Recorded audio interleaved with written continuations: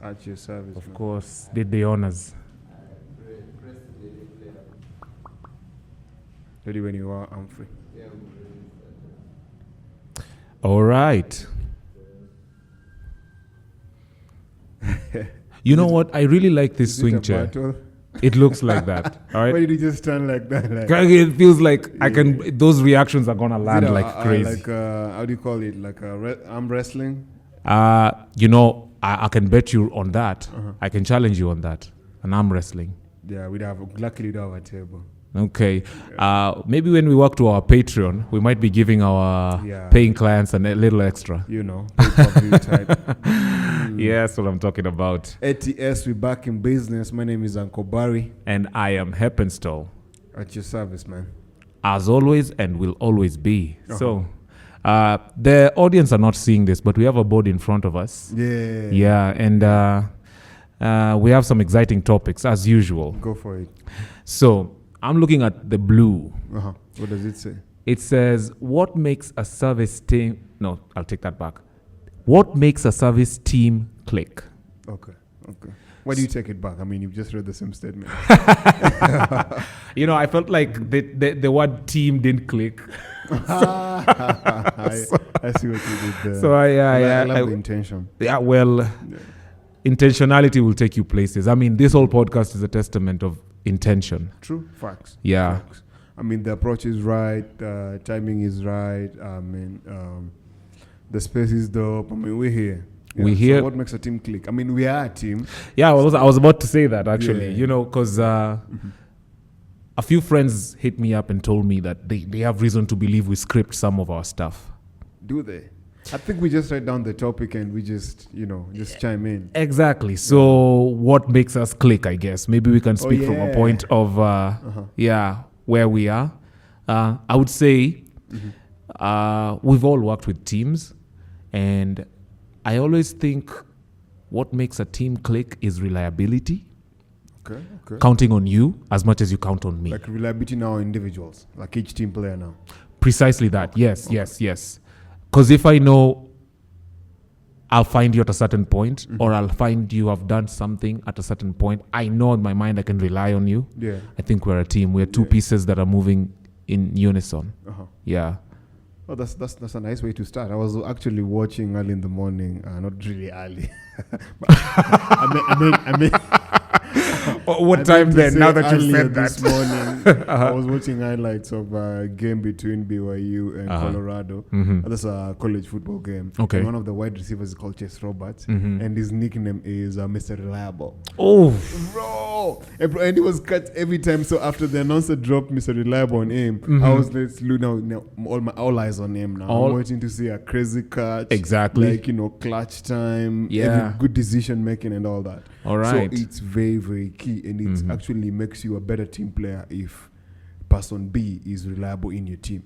I agree. And it's very. If I can rely on you, bro, it really means I can have you on speed dial. Exactly. Bro, I can hit you up and tell you, bro, I can clock in because this and that. True. I'm feeling unwell. Oh, say less. Exactly. Let me cover for you. Just make sure you see a doctor. Do this. Get well soon, bro. Okay. That depends. Depends. But of course, we all have sick-offs. But what I'd really say is if so and so is willing to cover for me anytime, tell me, bro, it's time you went home. Just let me finish up on this. It's just the little things, that go a long way. Rely on them. Reliability, counting on someone is so important. And I know sometimes people say, I got you. But they don't got you. It's one of those statements they just throw. I got you. Do you got me? Anyway, that is reliability. Uncle Barry, what do you think makes a team click? I think leadership. Yeah, good leadership, because it all starts from the top. Most of the time, somebody who's setting that positive tone you're looking for. I'm going to really bounce this off sports so much, because if you're looking for a team to play a certain way, it always starts from the coach. You with the person to set the tone, set the culture, set the right positivity, the right team motto and everything, because every team, every team has a slogan. So what's going to be the slogan for this team? What's our slogan? I think it's embedded in the name. Oh yeah. Because we're always at your service. You can count on you can rely on a new episode. You can rely on insights you never thought of, you never thought existed. And you say a leader, and we are at a very unique time in history, the world history. True. And I'm gonna quote Gen Zs who feel they are leaderless. Do you think that's a good thing? I don't think so. I mean, it's rebellious, but yeah. Sort of, but in the same breath, I always think like, in as much as I'm looking for somebody to help me make a decision or maybe follow their lead, literally saying the word, Yeah. So if somebody's, because it all begins with one person posting it and everybody gathers. Yeah. So there's a voice being heard. But going back to just like, team status or everything, because that's not an organized sport. Exactly. That's not an organized team. But because I really feel like I'm yet to take a leadership class. But I think one of those, like, off the top qualities of a good leader is, having an emotional leader. Yes. Somebody who is approachable. Yeah. Type things. True. Because somebody who is, you can confide in them. It's very, very small stuff that we might overlook sometimes. But those are really some of the things that really make a easy team click. Yeah. When people enjoy working around a certain boss, bro, like it goes without saying. Like, you look at the schedule and you're like, I shouldn't even be be running late. Shift, not because we bring the toughest decisions for you to help us think. Yeah. Because at the end of the day, that's why in that position, I can come and approach you with a tough decision making situation, and you help me out with it. True. That guidance all the time. It's really like, I think it's an element. It adds to it. A huge feature, as a matter of fact. I want to shout out to Nancy Njeru. Yeah, because I follow on LinkedIn, and she... Big shout. Yeah, big shout out. She has a post. She made a post that really clicked with me. In leadership, as a leader, you're supposed to be part of the solution. Oh, yeah. Because every single day, there is a standard operating procedure. Sports, what do we call it? Team sports, right? Organizations. And down to the basic level, and that's probably even a family, all right? You shouldn't be part of the problem. Yeah. Because your job, by definition, is to have this clear, concise language and way forward, even in the face of obstacles. True. Yeah, so those are very key elements and features that make a team click. Reliability, leadership. If I may add one more. True. Go ahead for it. I feel like we need to also be accountable. Every single person in a team. Every individual. Yeah, every individual. You have your own weight that you're carrying. Yeah, don't leave your slack behind and then blame it on someone. And especially, I think the opposite of accountability is blame game. Yeah. Because now that can go around. That can go around. Like in a heated, on a fast-paced shift, that is normally a Sunday in a restaurant now for me, would be one thing goes off, all right? And that is perhaps an order. Oh, yeah. Most of the times it's an order. All right, so you have to trace that from the source. Who was it? Was it the server who took the wrong order? True. Was it the one in the production who made the wrong order? And who's the guy who's making sure that all this food and drinks that are being dispatched are of standard quality? True. So that's the guy at the pass. Quality control, let's call them that. I've always wanted that title. Quality control? Yeah, bro. Crazy, right? Yeah. Why not claim it? I mean, to some extent, being because I know the brand can never speak for itself. True. So me being that team player who has to speak for the brand. I mean, it's more of quality control. Yeah, you decide this is substandard. This shouldn't go. But you see, in a place where none of them acknowledge the mistake, it is, hey, how did this? So the guest raises their arm up and causes a scene, and then the immediate thing to do is acknowledge. So you see, as a leader, first of all, half your job is going to say sorry for mistakes you never made, because it always the buck stops with you. And if a leader is not accountable enough, you should throw reliability out of the window. It goes with accountability as well. So it's something I'm working on. because blaming is so easy. Bro, it's easy, man. Oh man, it wasn't me, it was them. So to cut you short, but I'm okay. right now blaming my coach for my team performing poorly, you know. Oh, but I can clearly see, bro, you missed you gave a wrong pass right here. You see, it's easy to just throw the blame on anyone. Yeah. You're looking for your phone and suddenly you're like, hey, I'm free by now. Where's my phone? Does Humphrey have got anything to do with your phone? It's your phone. Producer, by the way. You want to remove Humphrey. And I want to send another shout to Isaac Odor. Yes. He used to say, former boss of mine, he used to say that one of his nicknames is "I'm sorry," because half the day he's gonna spend, just telling guests and customers he's sorry for mistakes he did make. Because most of these things we're gonna escalate, and when we escalate to our leader, we expect you to be all those things you say, exactly, plus more and much more. You're looking for the solution and everything. Yeah. Where did we go wrong? Because when we go wrong in this way, most for me, I like looking at it like the reality check, like heavy negative feedback and things like that. Yeah. Because we're trying to rectify where we went wrong, so we don't do this on the next face of service or the next customer. Correct. Or whoever is in line. Yeah. Yeah. I mean, to pick up on the I'm sorry thing, some years back, still performing the same role in a restaurant, we really messed up a guest's experience from the moment they walked in to the moment they didn't even had their meal and they had already gotten. I mean, 6 people already apologizing. So I was the 7th one. Oh man. Oh no, while I was, the gentleman was a keen observer. So when I went to the table and I introduced myself, acknowledged where the mistake was, and I finished with, I'm terribly sorry that this has happened to you. Yeah. He paused me, then like, hold on. Okay, so I've been watching you move around, and I know it's a busy Sunday, but I should mention you've said sorry enough times. I'm thinking, I should study it. I do research, and I looked at myself like, wow, am I a specimen in a lab right now? Can you imagine finding out there's a study about how many times you should or should not say sorry. Yeah. And you're the case study. For a moment, I felt like I need to hold myself to a higher standard. True. Yeah. All day. Yeah. Just no excuse. I don't want to end up in a research paper. And this fine-toed guy. Yeah, but he really helped me remove the blame from everyone else and place it on myself. Okay.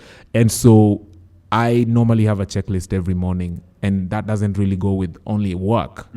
I go to the studio with a checklist. I move around with a checklist in my mind. Even it doesn't have to be. It's just from here, Uncle Barry. Yeah. I'm gonna go pass by a supermarket.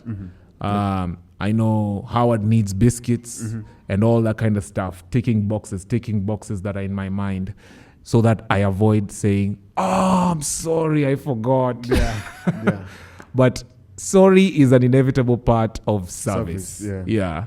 Apologizing, and I think the saving grace is now picking up from where you've messed up and turning the situation.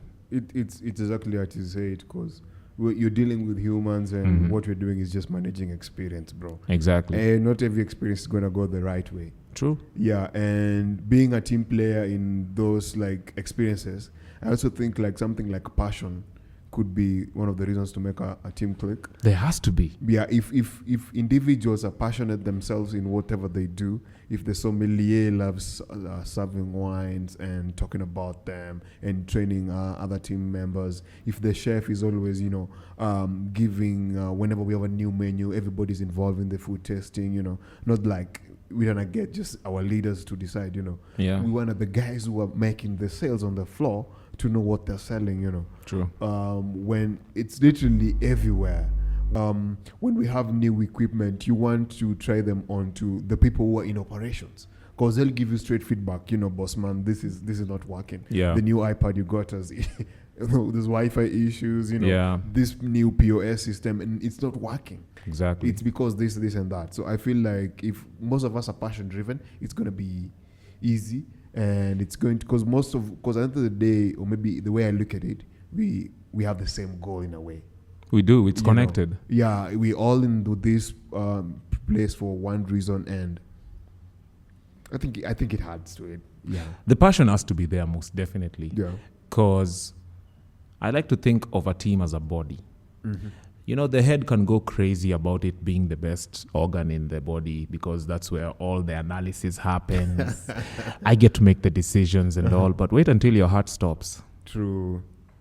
And wait until you're paralyzed. Yeah, or even gas in your stomach can make you uncomfortable. I've gone too far. Exactly. Now all of a sudden the stomach is the most important organ in the body. Bro, a long trip to like somewhere in like Western Kenya. Oh man, don't mention and it's public service. You're not stopping for nobody, bro.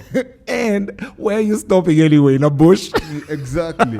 And when you read some of these like well-managed fleets, bro, they don't just make anyhow stops. They don't. They have designated stops, and they have a time. The time to beat. Yo, bro, I'm on to another destination after this. True. Yeah. True. So anything could make you uncomfortable. Yeah. So the passion is the fuel that drives the team forward. Because also I've noticed there's a lot of people who move around with the excuse, "It's not my job." Oh yeah, I hate that statement, bro. You and I both.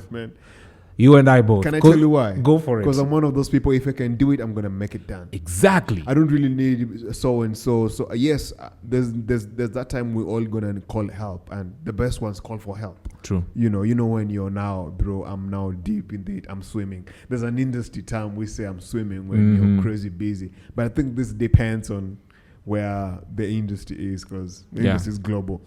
But I hate those such kind of statements that it's not my job. What do you mean it's not your job, bro? You're here. You have a uniform. You have a badge. You had the brand. Exactly. Bro, so you had the brand.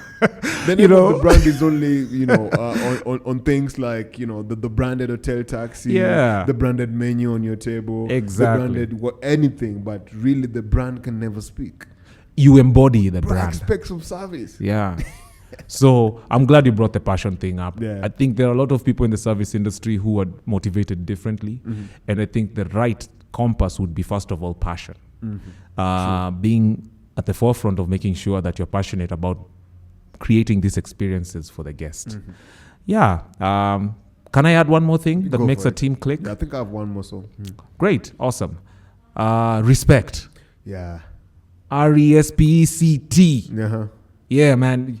You just man. Yeah. There's lines, there's boundaries. There is the respect that you give someone in a professional setting, and the respect you give their work. Yeah. Imagine you have a desk that someone just disregards. Yeah. Imagine if you have team players who downplay your skill. I think that's a form of disrespect. Yeah. Yeah. They're not giving you the pass. Bro, you know me, bro. Yeah. Come on. You know me, bro. We won here. We've done this for a minute Exactly. now. So I feel like respect is priceless. Yeah, it's priceless, man. That's the word. You can't respect. You can't assign respect based on income, based on ethnicity or other things that divide us. I believe respect is assigned as a default first, because you and I are human beings.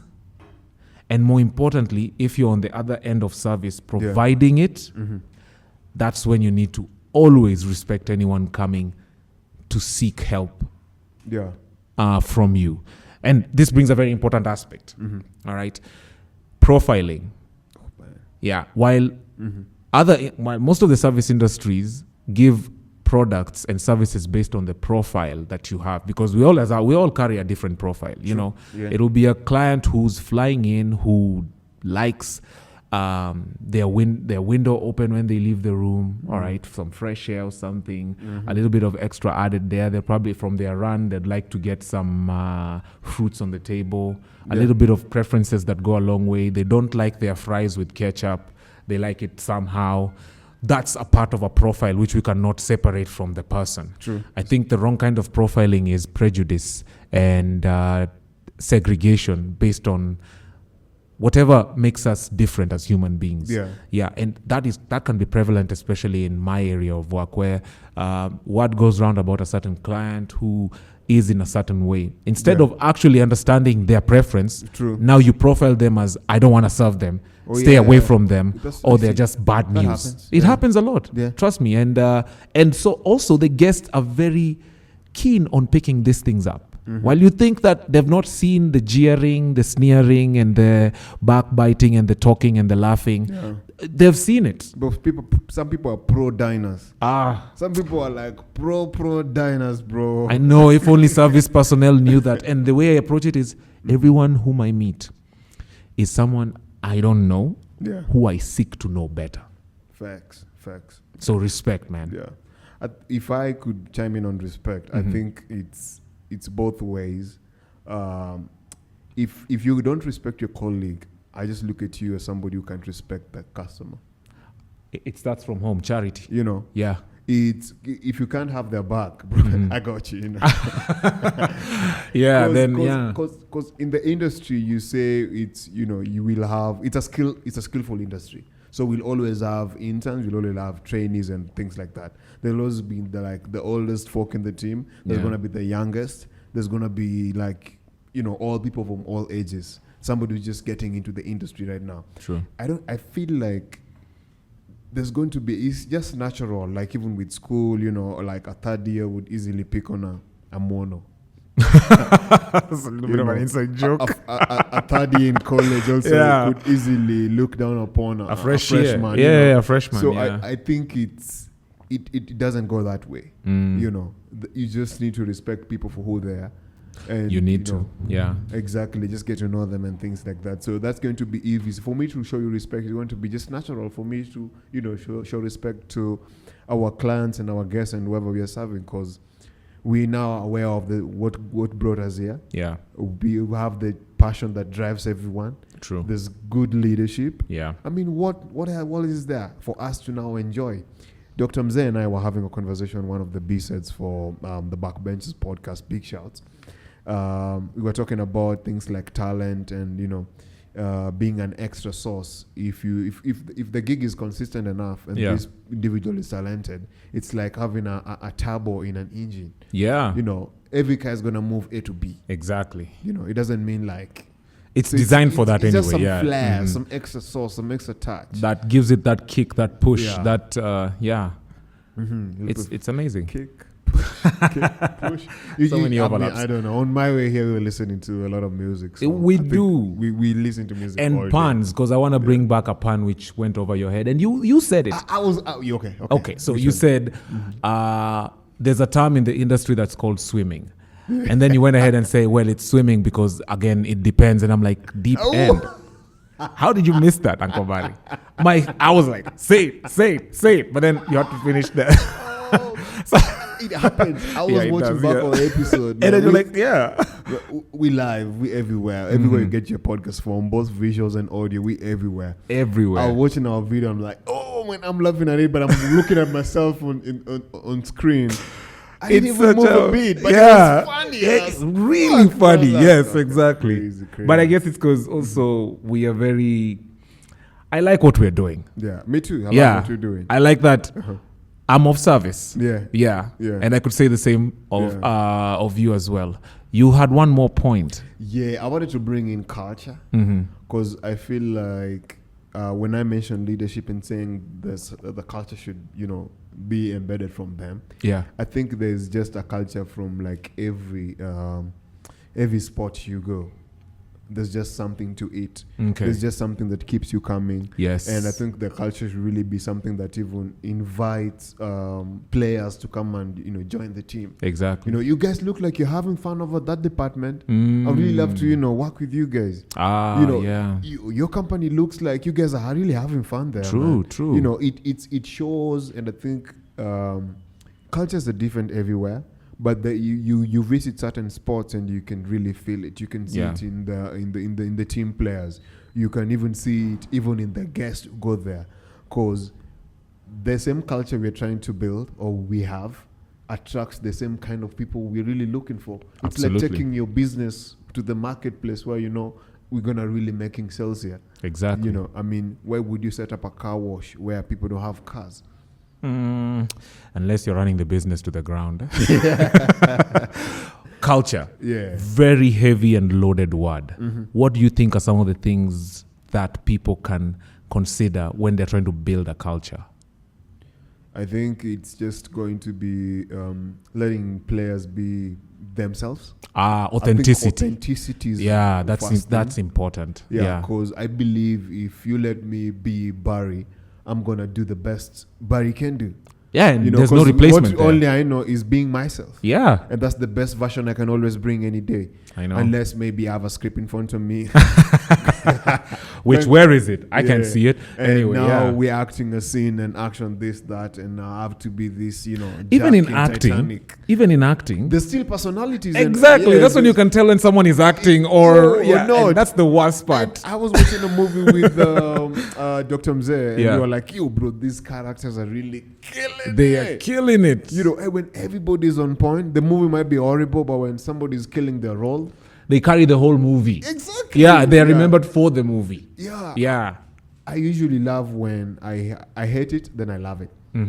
It's like letting that character just sink. One good example would be, what's the movie? Something like Lupin. I've not. Don't spoil it for me. Okay. Familiar territory now. Yeah. What else can we try? Let's see. Okay. But I get it.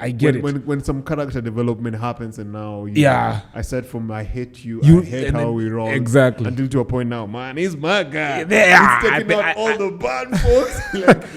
Have you watched Breaking Bad? Yeah. That is Gustavo Fring for me. Oh, I hated them. Then I loved him. You love to hate him. You be like, this guy. This how you run the organization. Exactly. Man, respect. You just respect that. And authenticity breeds good culture. True. And the culture is as, you don't say culture without bacteria.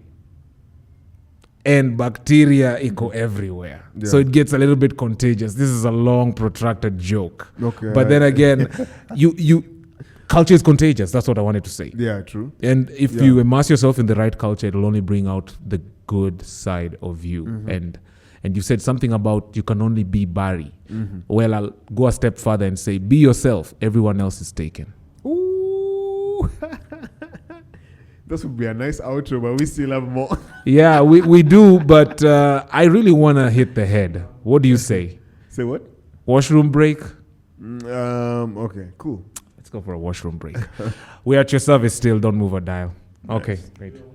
We were winding up, actually. Yeah, he had written 10 minutes over there. Are you doing? I think we'll just cut it at that point where he says that should be. We'll know according to the footage. How long do we have after? Okay, you cut off what? Okay. Let's review. So you don't have anything after that? We've got some B-sides over there. B-roll. But let's see.